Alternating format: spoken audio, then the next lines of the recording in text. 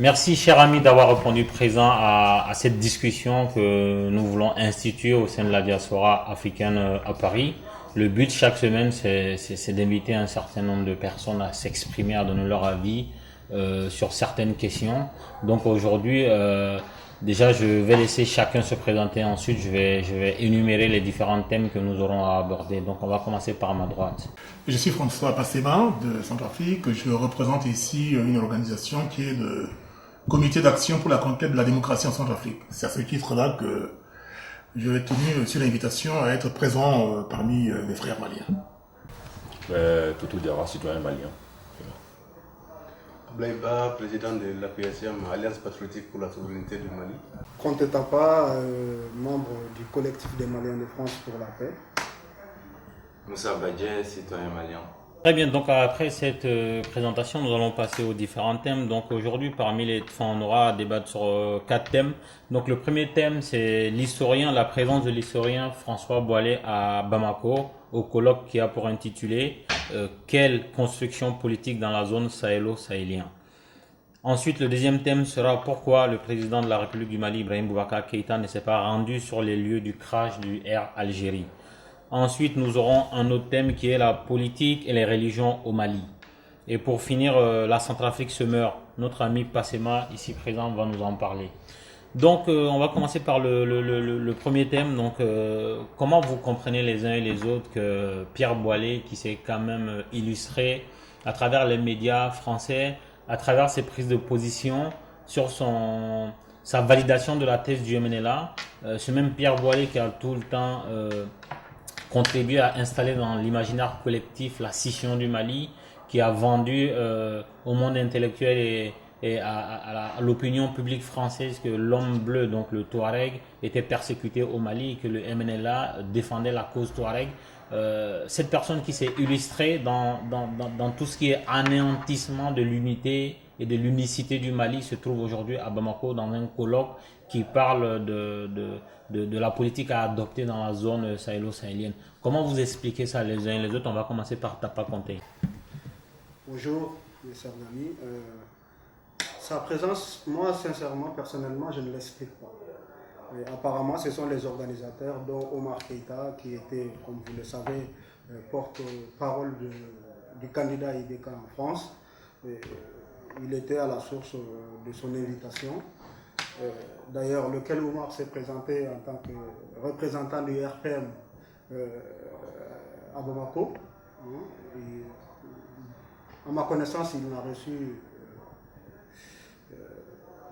aucune directive dans ce sens-là de la part de la section RPM France, à ma connaissance. Et je pense que ça, c'est un autre point sur lequel on va discuter quand le moment venu au sein de la section, puisque quelque part aussi je suis membre de la section RPM France. Voilà. Maintenant, quant à la présence de Pierre Boilé, je dis c'est Pierre, c'est pas Francis, c'est Pierre Boilé, et ça ne s'explique pas. Ça ne s'explique pas parce que c'est comme si on appelle le mal à soigner la maladie. C'est un individu qui s'est fait passer ici. Je ne sais pas sur quelle expertise, quelle connaissance il a du Mali. En tout cas, s'il connaît le Mali, c'est certainement sous les tentes des Touaregs. Il ne connaît pas le Mali dans son ensemble. Appeler cela quelqu'un qui a insulté le Mali quand même sur les chaînes ici, qui a parfois tenu des propos tendant à dire que nous sommes des individus, des espèces assoiffées du sang touareg. Et je ne comprends pas que l'État malien puisse appeler un individu comme ça, lui donner une tribune en plus. Ce n'est pas anodin, la conférence. Cette conférence a pour objectif quand même de donner des directives de sortie de crise. Quelqu'un qui a pris la tête du lobby MNLA, qu'on puisse lui donner une tribune telle que celle-là, et surtout, voilà, je sais pas, l'amener à faire des propositions sur ce que le Mali doit faire, je ne l'explique pas. En fait, moi je définis ça tout simplement faire du ATT sans ATT. Parce que depuis le début de ces crises-là, parce que je dis ces crises parce qu'il n'y en a pas eu qu'une seule, il y a une multitude de crises qui se sont produites au Mali malheureusement. Donc, la politique ATT d'abord, c'était de trouver un consensus avec les Touaregs. Et, bon, après, je ne vais pas dire Touareg dans son ensemble, mais avec les groupes armés, les rebelles, justement. Donc maintenant, qu'est-ce que l'État malien essaie de faire? À mon avis, ça serait de dire, bon, on va amener quelqu'un qui est de ces bords-là, qui connaît les revendications, et après, bon, on va peut-être trouver un terrain d'entente, se comprendre sur quelque chose, qui, justement, viendra d'eux-mêmes, parce que voilà, ça sera, je pense que Pierre Boilet va représenter le MNLA lors de ces échanges-là, donc il va porter la voix du MNLA. C'est ce que je pense. Mais le vrai problème, et ce que je n'accepte pas, c'est de dire que ce monsieur est un expert du Mali, qu'il a une vision pour le Mali, ou qu'il a une vision pour le Mali de demain, dans l'unité et surtout dans le développement. Ça m'inquiète.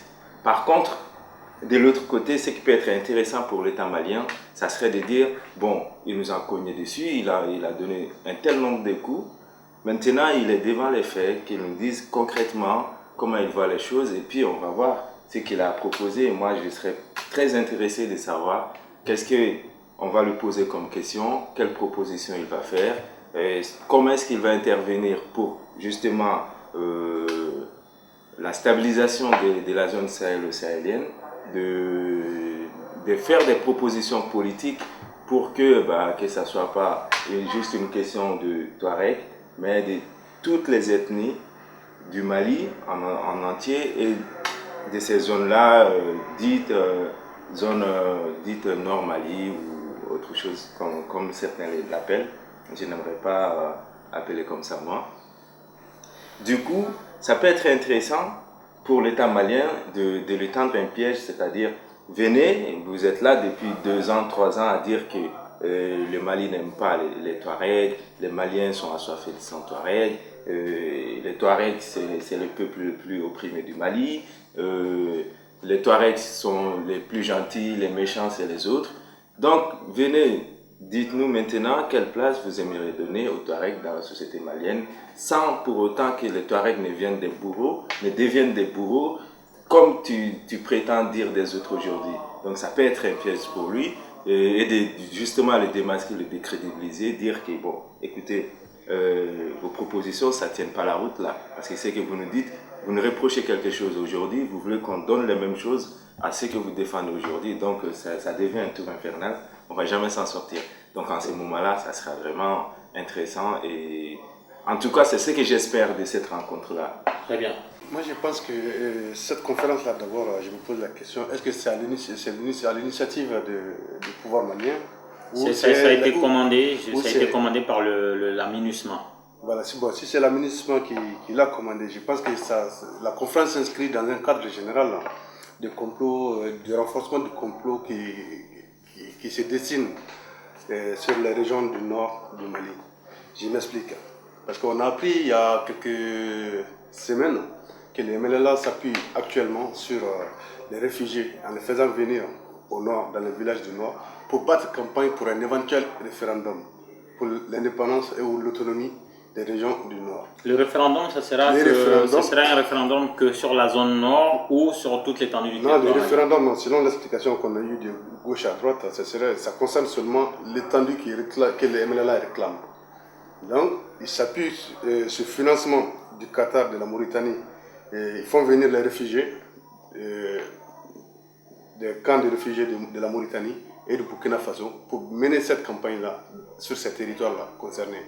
Et maintenant, ils jettent la poudre aux yeux de pas mal de personnes en disant que c'est le Mali tout entier qui doit se déterminer si jamais il y a un référendum. Alors, historiquement, et selon le droit international, ce n'est pas le peuple malien en entier, c'est les territoires concernés qui vont voter pour cette question-là. En fait, si je comprends bien ton analyse, c'est qu'en fait, ils veulent faire ce qu'on appelle un bouleversement démographique dans la zone, de sorte à ce que ceux qui sont susceptibles de voter pour une autodétermination du peuple que le MNLA s'approprie, En fait, ils sont en train de faire un bouleversement démographique de sorte à ce que le verdict leur soit favorable. C'est un peu ça que tu nous expliques, Abdoulaye. Voilà, c'est de cela qu'il s'agit exactement. Parce que, au fait, quand tu prends déjà la composition raciale même de la Mauritanie, les Blancs sont minoritaires par rapport aux Noirs. Qu'est-ce que la Mauritanie a fait? La Mauritanie a octroyé la nationalité mauritanienne à tout Touareg, tout Arabe de ces régions-là qui voulaient leur nationalité pour avoir une supériorité numérique par rapport aux Noirs. Et quand qui connaît le côté raciste du MLNA, cela ne doit pas surprendre l'implication de la Mauritanie. Et on sait aussi depuis le début de la crise que le Qatar a contribué par l'aide croissant rouge en faisant acheminer armes et argent à ces gens-là. Et dans les temps, nous avons eu la PSM, le CMP et autres. On a eu à organiser des marches sur l'ambassade du Qatar pour expliquer ça. Mais seulement ils ont nié en disant que c'est quelques hommes d'affaires qataris qui soutenaient. Donc ça a été reconnu. C'est à mi-mot, à demi-mot. Ils nous ont même envoyé les vieux. Moi je n'appelle même pas des sages, c'est des vieux. Nous dire de ne pas marcher contre le Qatar ici et tout ça. Quoi. Mais on sait que réellement, le pouvoir financier du MNLA, ça vient d'où quoi. Moussa Agassari de PCP, un voyage mensuel partout où il veut sur la planète. Avec quel moyen? Qui le connaissait avant. On aimerait voir sa fiche de paye d'ailleurs. Voilà, donc il y a ça. Donc maintenant, qu'est-ce qu'ils essaient de faire? Et cette conférence-là, c'est dans cette logique-là, et je pense aussi qu'à Alger, ça va être une des suites des négociations ou bien des schémas imposés à Alger. En fait, si je comprends bien, la présence de gens, parce qu'il n'y a pas que Pierre Boilet, en fait, ils ont fait venir à ce colloque-là, donc colloque organisé selon les informations par le docteur Oumar Keïta, qui était porte-parole de la campagne d'Ibrahim Boubacar Keïta à Paris, que j'ai eu l'occasion d'interviewer d'ailleurs pendant la campagne. Donc en fait, ils ont fait venir un certain nombre d'intellectuels, donc d'experts entre guillemets, comme ils les appellent, d'occidentaux. Donc il y a des Français, il y a d'autres personnes. Et ensuite, il y a des gens qui ont été mandatés comme experts maliens. Sauf que les experts maliens sont en minorité au CICB à Bamako en ce moment, à ce colloque-là. Et il y aura un compte rendu de ce colloque. Et vu la composition de ce colloque, on peut tout de suite deviner que ce colloque va peser sur la suite des négociations pour parler qui ont commencé à Alger, qui doivent se terminer à Bamako. Et donc, selon mes informations, à ce colloque-là, Pierre Boilet défend toujours la thèse du MNLA, défend toujours ce qu'il a défendu devant les médias français.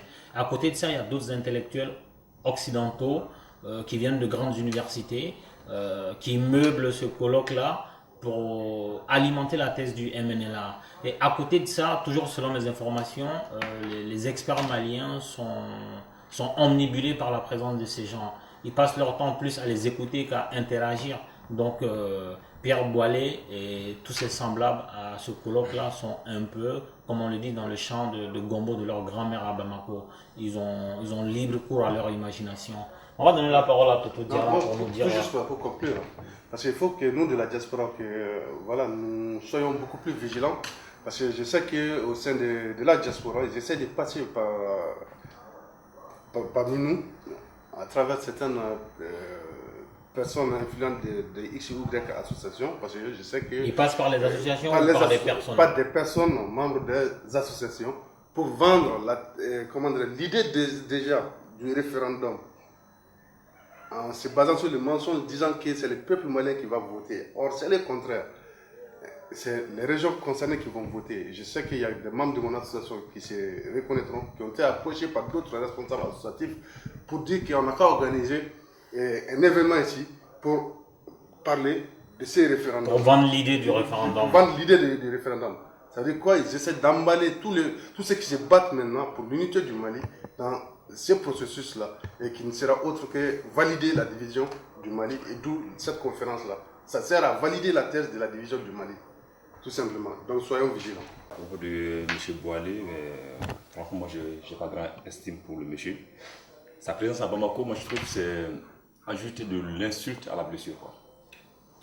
Moi, je dirais même que, c'est vrai, ça a été dur, la défaite, enfin, les meurtres à Aguilok, à Andel Boukan et consorts, mais Pierre Boilet, c'est ça?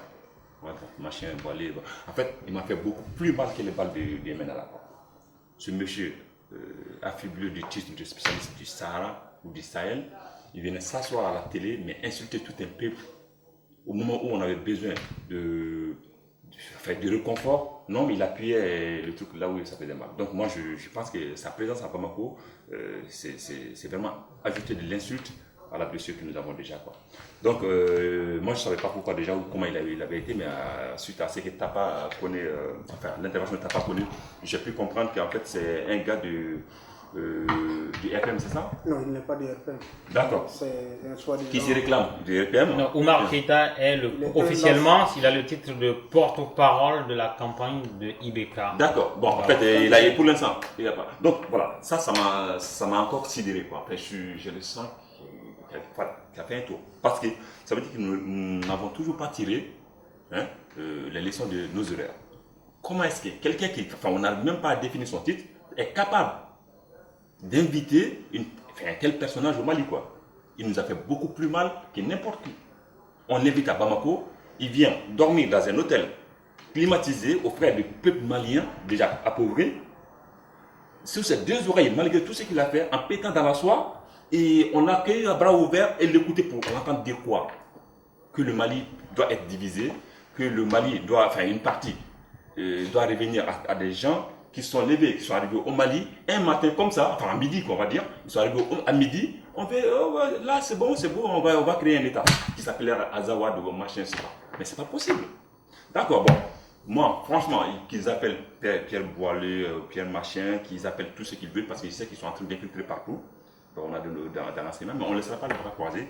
IBK, il est au pouvoir aujourd'hui, ou les RPM est au pouvoir, ils vont faire ce qu'ils veulent, ils vont signer ce qu'ils veulent, mais à un moment donné, la manière dont le MLA s'est réveillé, nous aussi, peuple malien, on va être obligé de se réveiller pour aller réclamer le reste de notre truc. Donc s'il y a des gens qui doutent de ça, qui fassent la fédération, c'est pas quoi, la décentralisation, mais s'ils font quoi que ce soit qui ne convienne pas, il faut savoir qu'il y a des gens qui seront derrière dans 10 ans, dans 5 ans, dans 20 ans, je ne sais pas quand, mais qui se réveilleront et qui diront non à cet accord-là, et on va récupérer notre territoire jusqu'au dernier grain de sable, jusqu'à la frontière algérienne.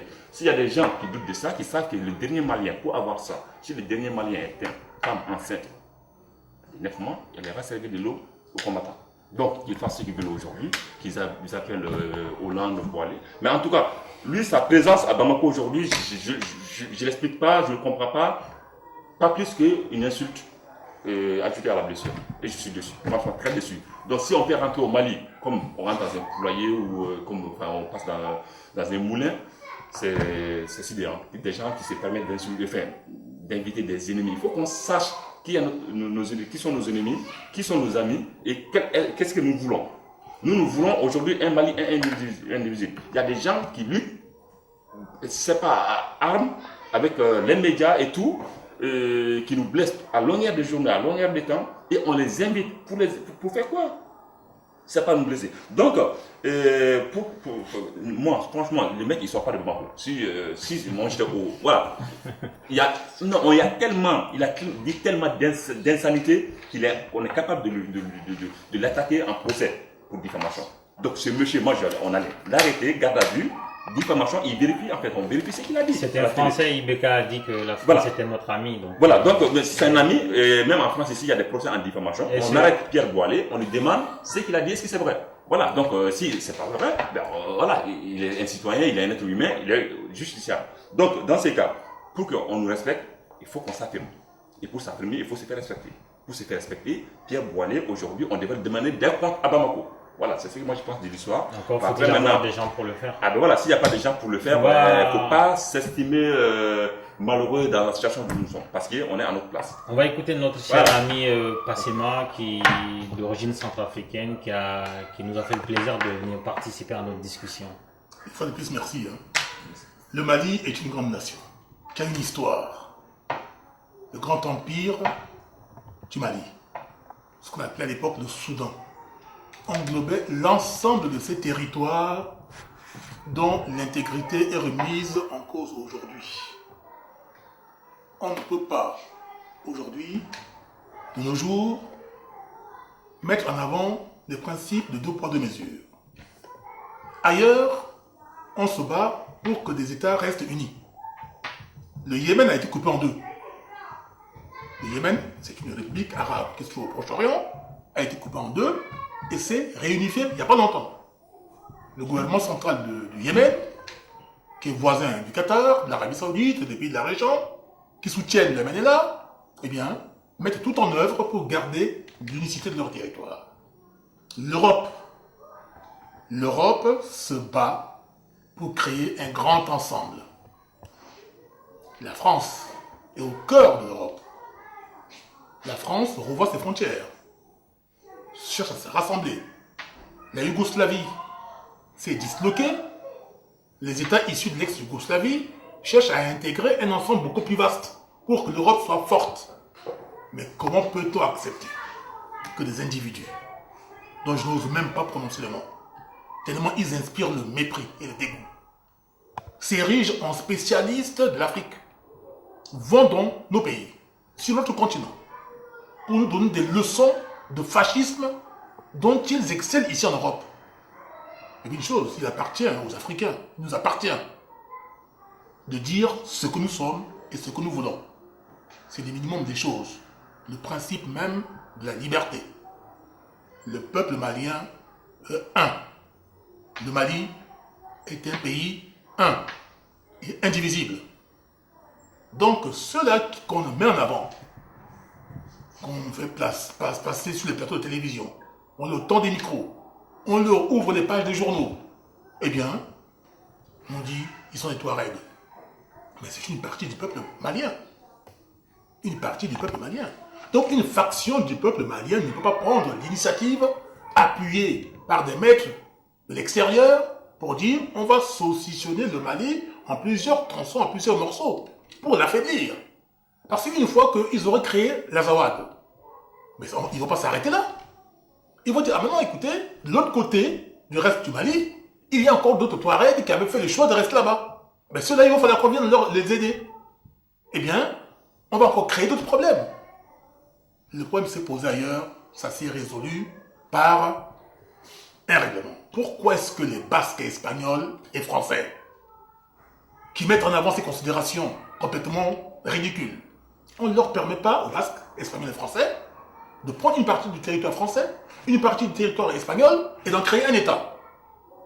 Mais que ce monsieur aille secourir les Basques en Europe, ici, qui sont ses compatriotes, ses complices, pour qu'ils puissent bâtir un État basque, aux frontières de la France et de l'Espagne, et de laisser le peuple malien tranquille.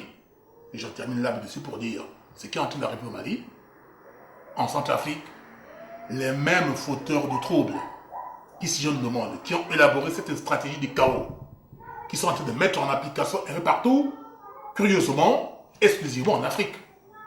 Car les frontières des États actuels d'Afrique, qui ont été tracées à cette fameuse conférence de Berlin de 1888, où nous n'étions pas présents, et en 1963, la création de l'Organisation unitaire africaine, l'OUA, à Addis Abeba, le principe était de l'intangibilité des frontières héritées de la colonisation.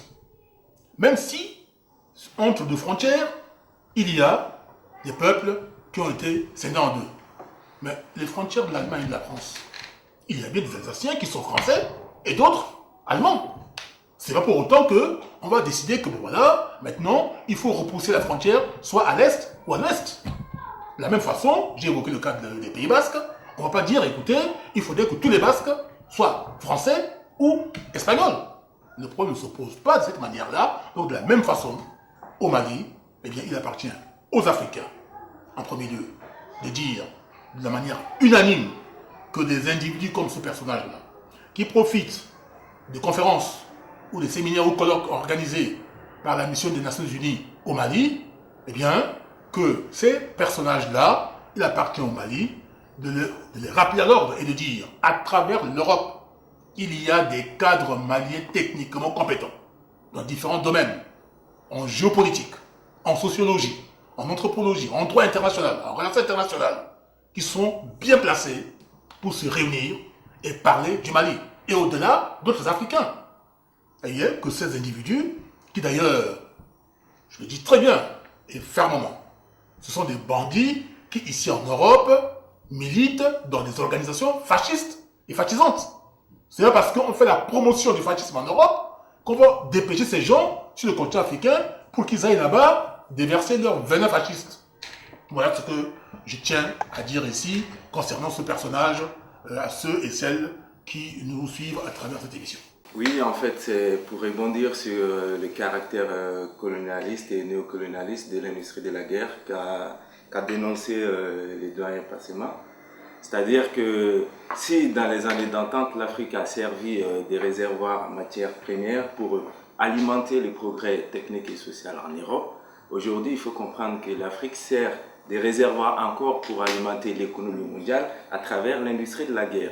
Il faut comprendre que les industries de la guerre sont plus rentables que toutes les autres industries au monde. Et le problème, c'est que chez nous, on ne fabrique pas d'armes, mais le plus grand nombre d'armes est vendu chez nous. Et il y a un autre point qu'il faut connaître, c'est que les 5 nations qui occupent les 5 fauteuils permanents de l'ONU sont les 5 États qui vendent le plus d'armes au monde. Alors là, cherchez l'erreur. Là, c'est vraiment tout ce que je souhaitais ajouter à ça. C'est bon. Je voulais rebondir par rapport à l'explication qu'avait donnée Moussa sur la présence de Pierre Boilet à la conférence, c'est-à-dire la nécessité de voir plusieurs points de vue. Il ne faut pas que ce soit seulement des gens qui sont de tendance à venir à soutenir la position malienne, qu'il puisse y avoir d'autres personnes qui puissent, voilà, pour qu'on puisse trouver le juste milieu. Ce sont des démarches qu'on peut comprendre, mais dans ce cas précis, il faut savoir qui on prend. Et pour cela, il y a des gens qui... Le Mali ne manque pas des gens qui puissent définir ce que veulent le Touareg et le MNLA. J'ai failli faire un lapsus parce que tous les Touaregs ne sont pas MNLA. Donc, expliquer la position du MNLA, mais vous savez, la position du MNLA, on n'a pas besoin de spécialistes pour ça, on le connaît. Donc, c'est surtout les non-dits qui sont encore plus profonds que ceux qu'ils mettent en œuvre. Et le Mali n'a peut-être pas besoin de Pierre Boilet pour nous expliquer ce que le MNLA veut, et encore moins pour nous proposer ce que le Mali doit faire pour sortir de cette situation. C'est ce que je voulais rajouter. En fait, j'aimerais revenir sur 2-3 petites choses pour que ceux qui nous suivent comprennent bien. En fait, un colloque, c'est un rassemblement de scientifiques. Il y a des conclusions qui sont attendues. Et ces conclusions-là se veulent indiscutables. Et donc, on fait appel à l'aspect scientifique de tout ce qui sera dit et tout ce qui sera fait à travers les différents ateliers. C'est pour ça que des gens comme Pierre Boilet sont là.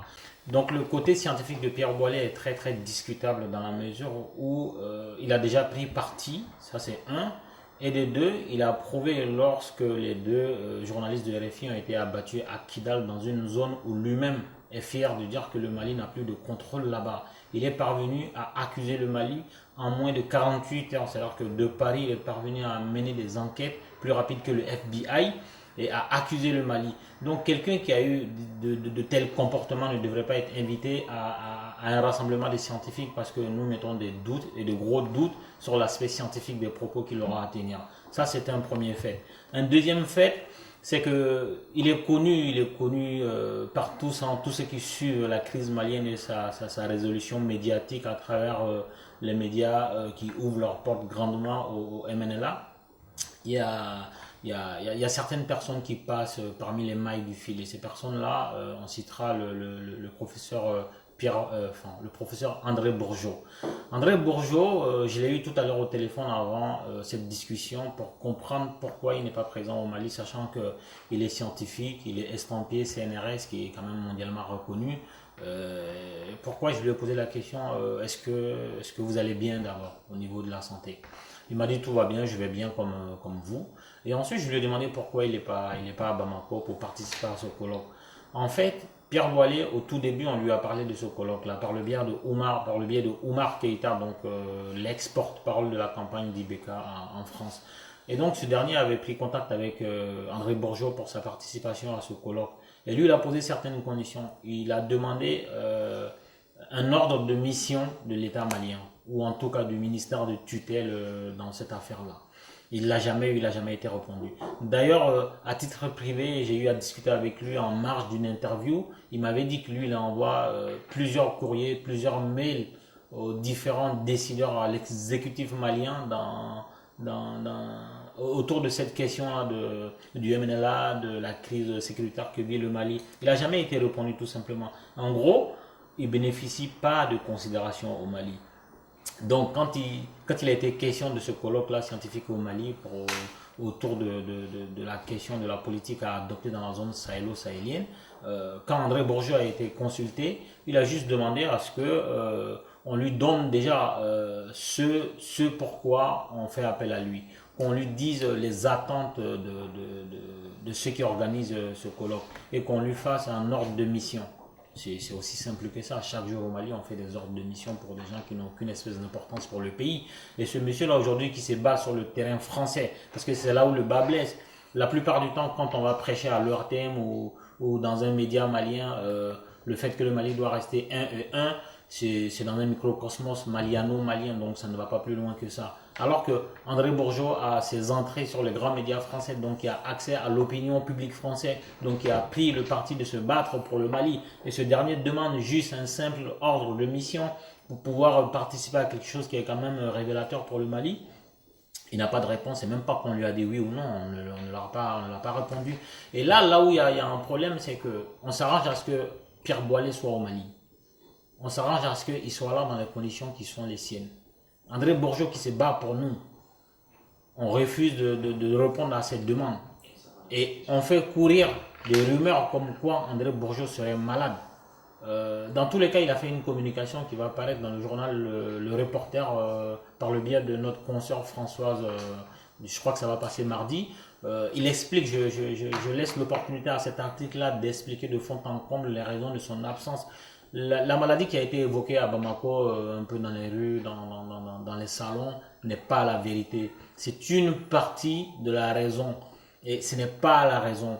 Et cette raison-là est une excuse pour ceux qui organisent aujourd'hui ce colloque-là. Donc il est très important pour nous aujourd'hui de faire comprendre à l'opinion malienne et à toutes les opinions d'ailleurs que l'absence d'André Bourgeot, sans être organisé, arrange un certain nombre de personnes qui sont, comme l'a dit l'ami Abdoulaye Ba, qui sont en train de vendre l'idée de référendum pour la question de l'autonomie de cette région nord du Mali. Sachant que Pierre Boilet est un chantre de l'autonomie, de l'indépendance et du séparatisme au Mali, que lui soit présent et qu'il lui soit présent au colloque international à Bamako et que André Bourgeot ne soit pas présent avec les éléments qu'on est en train de vous expliquer. Faites l'analyse et vous allez comprendre un peu ce qui se passe, les forces en présence et les intentions des uns et des autres.